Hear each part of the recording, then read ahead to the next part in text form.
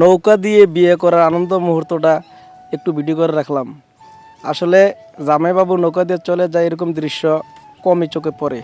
আমি গিয়েছিলাম নৌকা আট করার জন্য, পাশেই দেখি গুদারাঘাটে জামাই চলে যাচ্ছে নৌকা দিয়ে।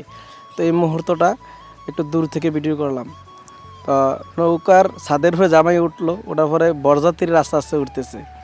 তো কী করার নৌকা আট, তাদের আনন্দ মুহূর্তটা দেখে সত্যি অনেক ভালো লাগলো।